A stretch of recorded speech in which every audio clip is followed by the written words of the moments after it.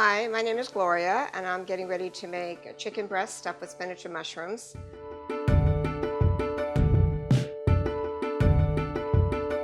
I've got to make the stuffing first. It's a great meal to serve for family, and it can be eaten hot or cold. First thing I have to do is make the stuffing, and as that cools, I'll prepare the chicken. So in order to make the stuffing, I've defrosted a couple of boxes of chopped frozen spinach, and it's very wet. So in order to make the best stuffing so that the chicken doesn't float away, you have to squeeze the moisture out of the spinach. Okay, so I'm going to put a couple of tablespoons of olive oil in the pan, turn on the heat, and then I'm going to add I have in this bowl chopped onion, one chopped onion and some chopped garlic, which doesn't pay to do by hand unless you're really quick, but it does it so much easier in the Cuisinart. So I add that to the olive oil, mix it around in the olive oil, and saute until it becomes translucent. Okay, I'm now going to add the spinach in little clumps so that starts to dry out with the onions. Cook this for a few minutes and then we'll add the mushrooms.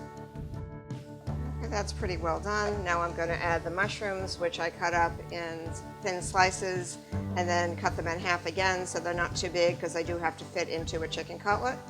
And they will break up again as they cook with this. Okay, that's done. That's done.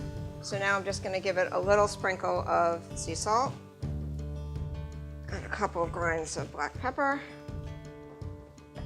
Stir it up. Now this is just going to cool off while we prepare the chicken.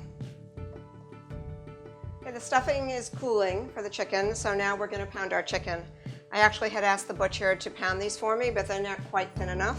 So this is what a chicken cutlet looks like. It has an extra little piece here called a finger usually, or a tender depending on who you talk to.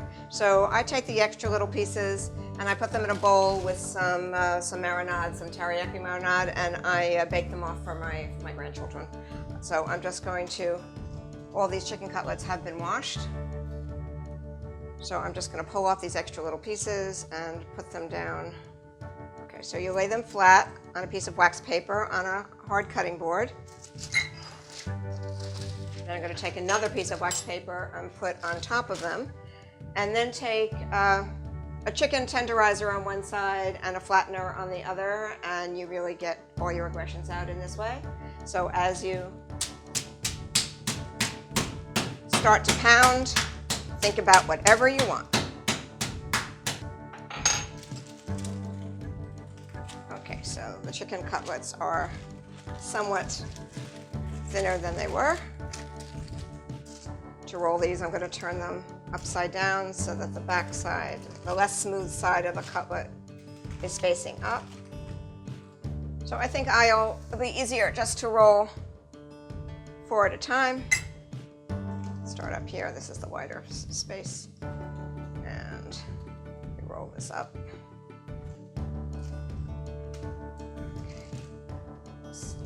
Okay. These 4 are now rolled. So now the last part of this is to first dip them in, this is Panko, in some sort of crumb, whether you use Panko or you use bread crumbs or you use gluten-free crumbs, some sort of crumb. Then you dip it in beaten eggs.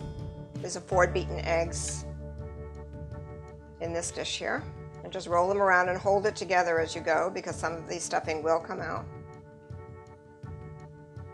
And then dip it again in the Panko.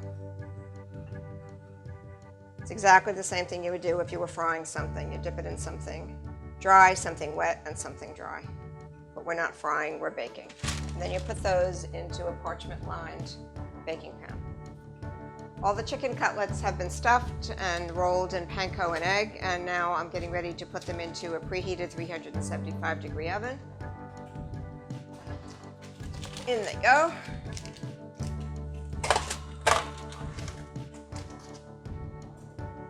And they take about 35 to 45 minutes to cook. Okay, so I'm going to take one of these rolled chicken cutlets, putting it on a plate, and I'm going to actually slice it to show you what it looks like, how pretty, all sliced up like this. Very pretty plate of green and white. I'll taste it just to be sure. Moist and delicious. Perfect. Leave a comment if you have any suggestions here. And to subscribe, click here. Thanks for joining us. Hope to see you soon.